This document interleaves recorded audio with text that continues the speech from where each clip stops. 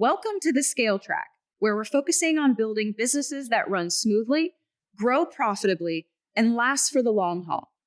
If you're ready to take your team from employees to active contributors who drive serious revenue, this session's for you. In Turn Process into Profit, you'll learn how to create systems that align your team, protect your margins, and drive bottom line results without constant firefighting. Leading the session are two experts in scaling.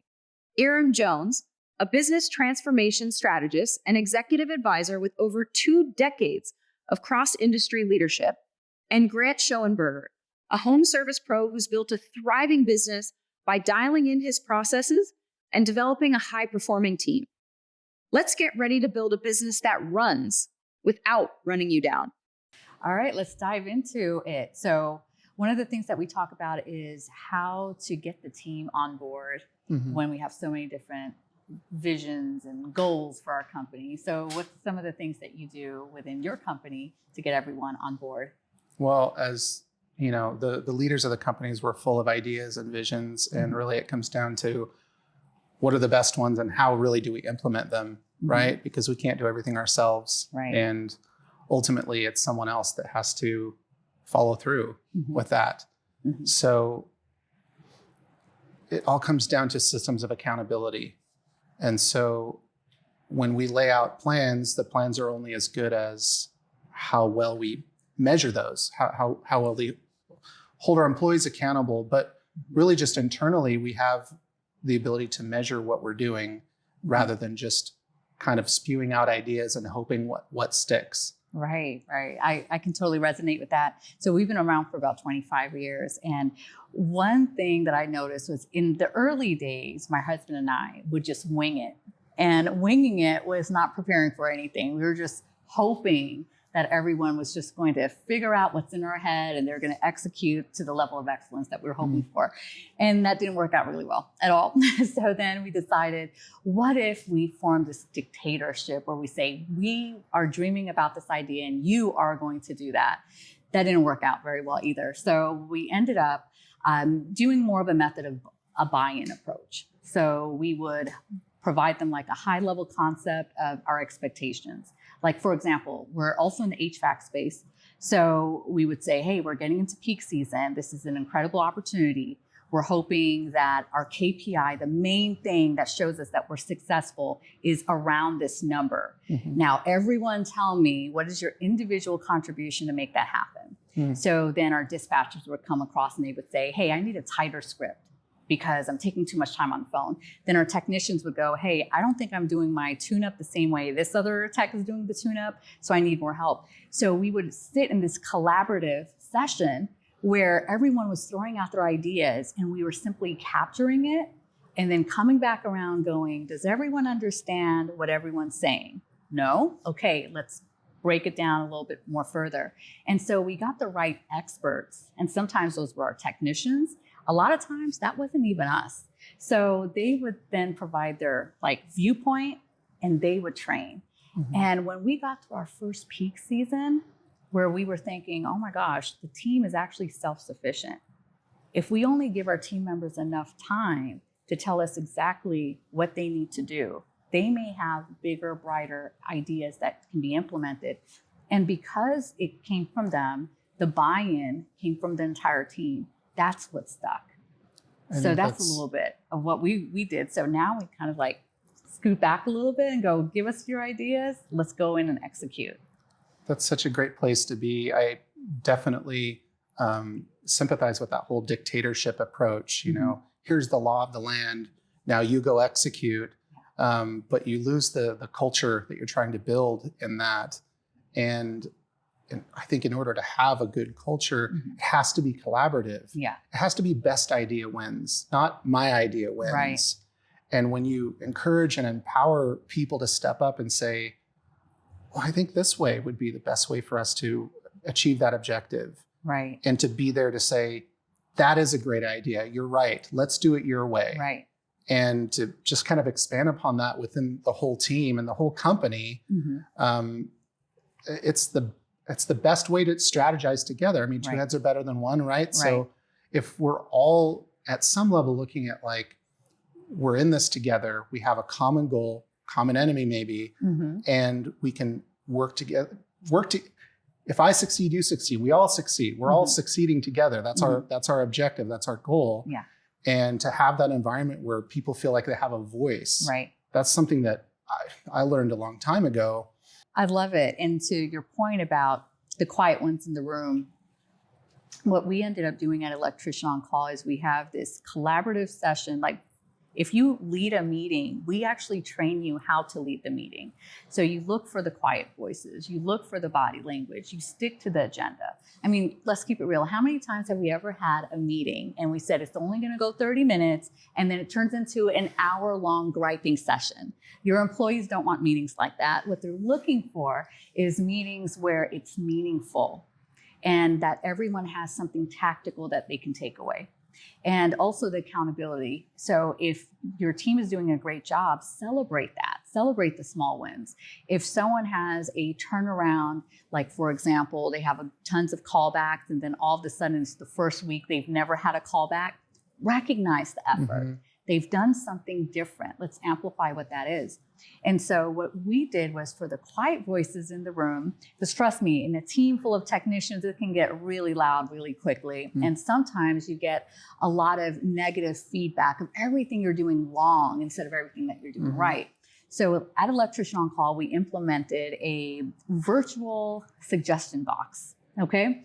So the way a virtual suggestion box works, pros, is you set up a Google form and literally ask questions like, number one, what is it that we're doing well?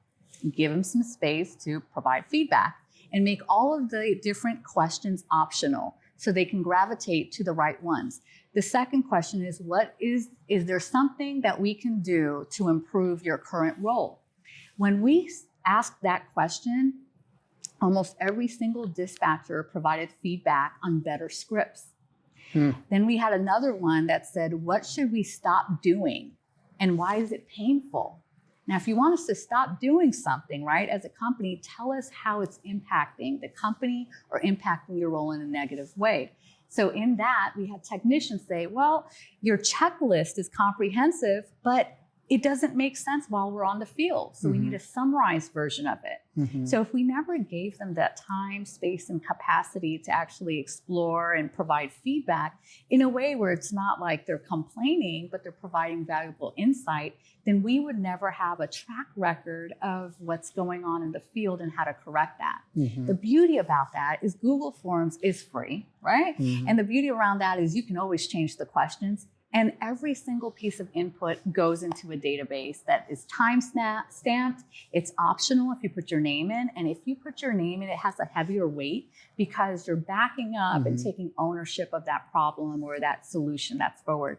So that's what we learned over time, was to give those silent voices in the room some feedback, because otherwise you don't have room to complain, right? Let's come together, like you were saying, solution focused on it. So I love that you guys are doing things to make those silent voices surface to the top. You know, your implementation or strategy there, I love to hear that. It's something I want to expand upon myself, because for me, it's about spending time, finding time, being intentional with your time with people, for me, in the field, because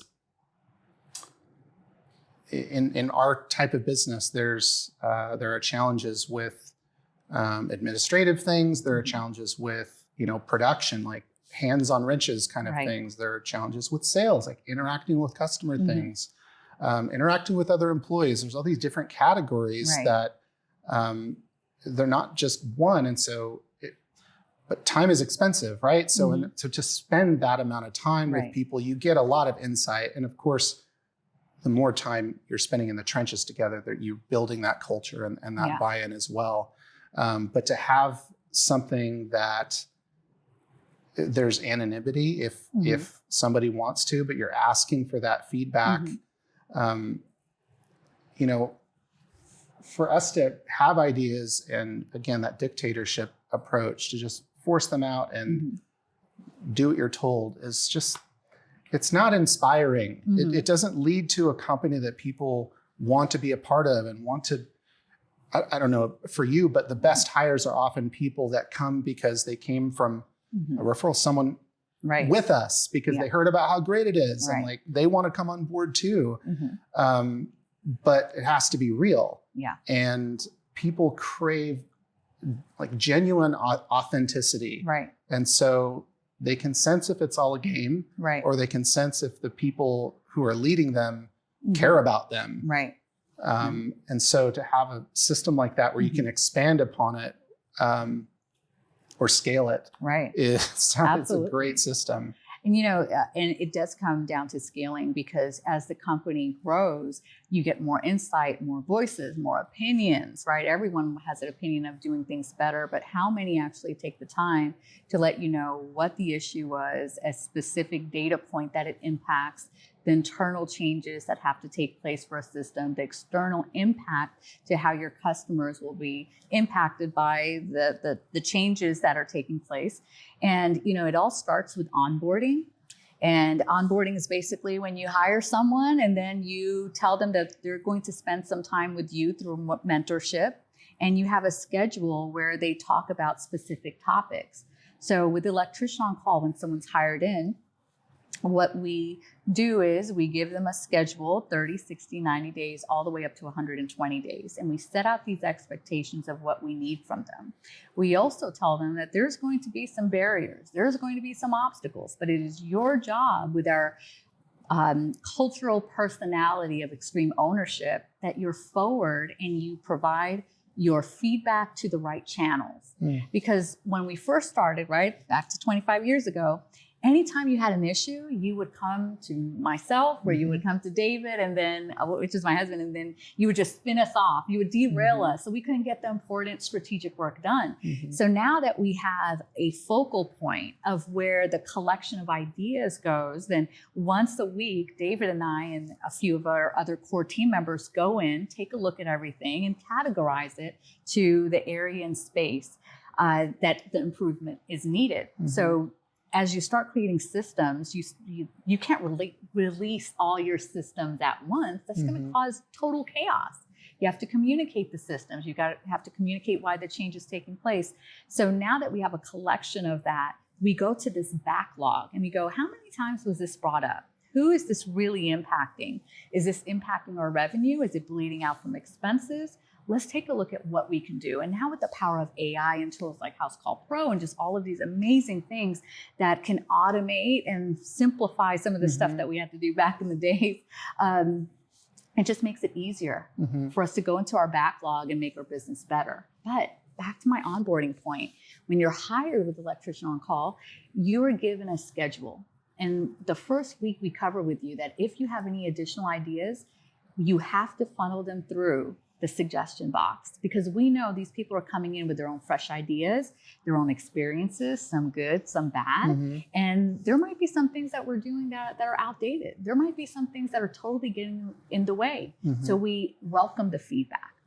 And on top of that, the onboarding schedule specifically calls out that if you have a better way of doing something, you just don't do it a better way. You have to communicate the change, because otherwise our systems are going to be outdated just like this.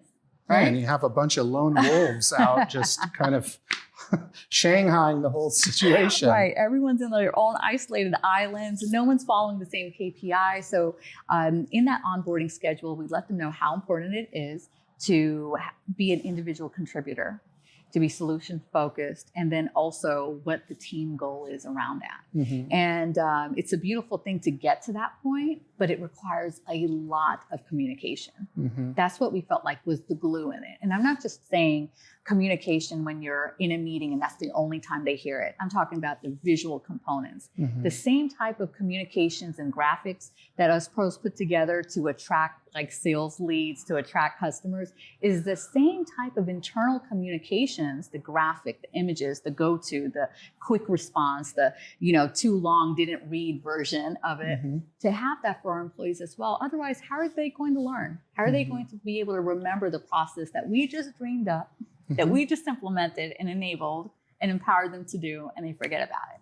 So that's a little bit of what we do and how that comes into play. Well, we have to equip them really well as best we can if they're going to be capable of, again, implementing Yeah.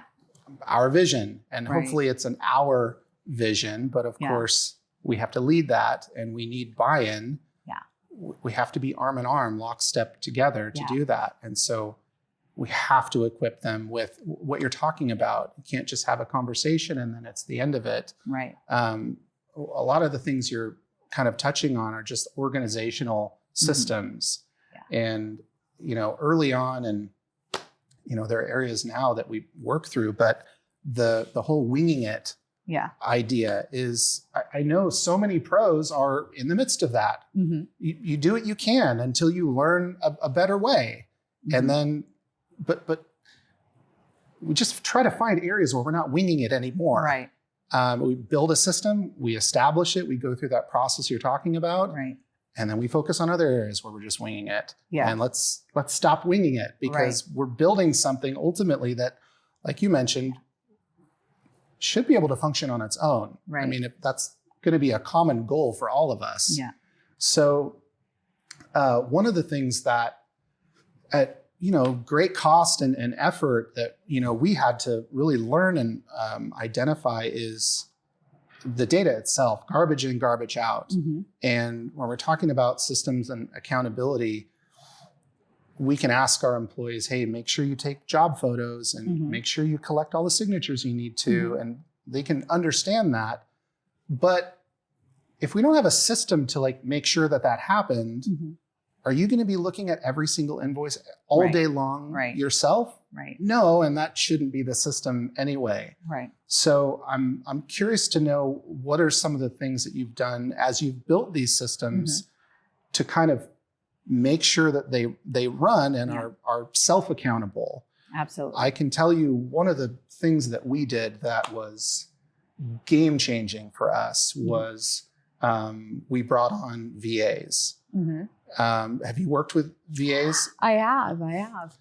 The virtual assistants, or people that work virtually, usually from other countries, was just a like I said, a game changer, a phenomenal move that we made, because it allowed us to just expand our capacity in administrative oversight.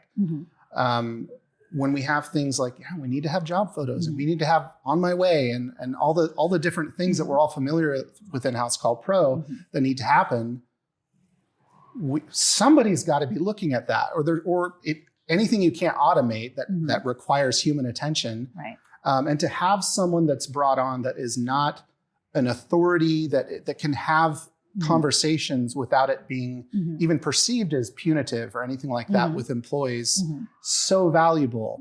And so now all the information going into our system in Housecall Pro is cleaner. We have consistency, and now we can measure. Right. I don't know what you're using, but job tags is a huge thing for us in order to track sales and production, marketing channels, all of those things that we need to know for our business in order to make informed decisions. Exactly. And I have a mixed way of looking at VAs. I love the VA component. I love the flexibility that we get. But, taking it from the point of view of a CEO, right? And a CEO, sometimes people think, oh, chief executive officer, I'm the person that runs the business and end all be all. No, I see a CEO as the chief empowerment officer. So it's my job to communicate effectively what the decision is, right? So a CEO should be doing three things. Number one, you make a decision and you stand firm on your decision. And your decisions aren't going to be easy. Sometimes they're going to be budget related. Sometimes they're going to be outsourcing, like to a VA or something else like that. But the second thing is delegating. What is it exactly that you are going to delegate? Are you doing the $10 task? Are you doing the $1,000 task? What are you delegating, right? What did you decide to delegate in the first place? And the last one is distribute. So there's going to be things that you're going to have to delegate to someone else where it's never going to come back to you. It's never going to come back on your desk as something that you have to do. You are permanently getting that away. The difference between the distribute is you're distributing information, you're distributing insight, you're distributing culture. It all starts with the CEO. And sometimes the CEO cannot be the one that's out on the field. It has to be the person that's the glue that's keeping everything together. So when we first brought in the VA concept, we said, number one, we want to make sure that you are a reflection of our brand. And I don't care how great you are technically, we want to make sure that you are not giving away our intellectual property. If Security VA, is an important correct, consideration with that. Absolutely. Exactly. So what we did was we partnered up with a VA firm that signed an NDA with us, as well as IP and confidentiality, which meant that if they're giving us part-time approach, their other part-time resource can't use our scripts because that came from our thought pattern. So when you do hire a VA, put some protections in that makes sure that your marketing material, the way they show up, the way they talk about your company is the way they talk about your company. Okay. So we didn't build a legacy for 10 other companies to run the same way as our company, right? We put in this time and effort. So we wanted to make sure that that was something that was intact, that was important to us. And for the VA companies, when we were interviewing everyone, the ones that said, lady, you are crazy. We're not going to go through that. That's a lot of hoops to jump through. That wasn't the right partnership and fit for us. We also needed a VA that was going to deliver things quickly and someone we didn't have to spoon feed. And sometimes that was what we got. We had to break down the process to this micro level and almost become a micromanager over our VA. And that wasn't the type of partnership we wanted either. So what we did was we took away any marketing effort that the VA was given. We created a brand board that said, here's the voice and tone of how you will talk to our customers and how our customers are supposed to feel after you connected with them. We also use job tags and customer profile tags to make sure that we captured important information. I'll give you an example. For those that are in the HVAC space, if the customer has a gas utility, we want to have gas tagged at the customer profile level. You know why? Because most customers that have a gas utility are pretty serious about getting their tune-ups done on time. All right. They don't want to deal with that smell. They don't want to deal with any safety related issues. But those that have electric, they kind of push it out. Pros, if you're watching this right now and you're like, okay, I'm going to check that out. If it doesn't match your criteria, shoot me a note. But over the 25 years, we've noticed that there were certain patterns that our customers had. And we utilized the tagging component, the notes component. We actually have a feature within our own company called the technician scorecard, where the policy is the moment our technician wraps up on site, they call in and they give a sequence of numbers. So they call into dispatch and they go 1121. 1121 translates 1, yes, we got payment. 1, yes, we followed the work order and completed the job as needed. Do we feel like this job is going to land us a callback? Most technicians know if it's going to be a callback because they rush through something. And the other component is there a second part of the process? Did the customer communicate that they wanted an additional estimate? How many times does something happen on the field There's and we never on the get bone. it back? Exactly. Even if it's not like a, yes, I want to estimate for this right now. Right. A partial conversation about something that they're thinking about is a reason to follow up. Absolutely. People, this is into the sales category, but people hire people who care about them. That's right. And so as you're talking, you're spending time listening, showing them that you're listening. And you can show them that by following up. Absolutely. Pros, if you're in the HVAC space, and peak season's coming up and you're dreading it, I want you to do an internal check. Are you really doing the entire HVAC space? Not just the heating and the cooling. Are you doing the ventilation? Are you talking about the indoor air quality, right? So a lot of times when I talk to pros and they go, Aram, I'm just doing this component of my business based off of this industry because I'm comfortable in talking about that, but I'm holding my team accountable for selling all this. I sometimes tell those pros, you have to make sure you're comfortable with what you're selling. And then based off of the confidence in your buy-in on that service is what's going to lead your team to talk even more about that product, service, experience off of it. And we capture all of that through Housecall Pro. So if the technician didn't finish talking about something very specific, it's tagged on there. We actually have buttons, right, from the 80s, those big buttons, and it says something like, ask me about our service plan, ask us about the club. So then that way it positions the technician to answer the question. And so someone can literally go, well, what's the club? And you can go, oh yeah, let me talk about the service agreement club. And it positions them to always having the right answer. And that's what I've noticed as well in going to ride-alongs with our techs over the years is they will not talk about something they are uncomfortable or unclear about, because as a technician, they are wired to be right. They are wired to do the right job. And if we put anything in there to cloud that up, they're not comfortable. They've lost their confidence in it. So I want to make sure that our technicians are always teed up for success. So I love that we're using customer tags in our different ways, and that's super flexible. I love the collaborative approach that we talked about, as well as just the focusing on the right process that leads to profitability, and also the KPIs and just the celebration of once we're getting close to the goals or achieving the goals, that it's a company win. It's not an individual win, but we've done it together. I love that from an approach of just the corporate culture and just the culture of the team. Anything else to kind of wrap up about how to keep profits flowing? Well, I think about like some of the things we're talking about are things that we've learned about ourselves and worked through and implemented. But with other pros that I've spoken with on some of these things, it can be a little bit too big of a mountain. For example, just how to use job tags and how to interpret the information and what to do about it. And so I would say to any of the pros out there that see the value there and want to improve, if you don't have a coach, get a coach. Work with someone that Housecall Pro, the beauty of Housecall Pro is the community. So whether you're in the Facebook groups and there's resources everywhere, just reach out because it's there for you. The tools are there. There are people that are using it successfully and doing it beautifully.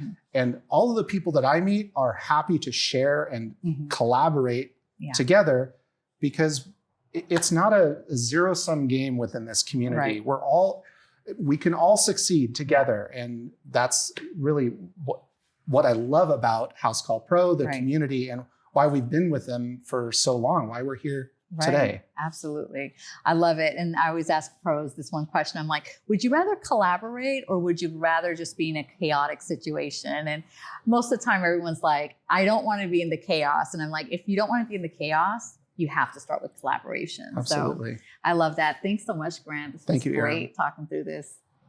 Are you ready to put more efficient systems in place? Head to the breakout sessions next, or jump into a networking room and connect with others who are scaling just like you. Pick your next move, and let's keep building a business that lasts.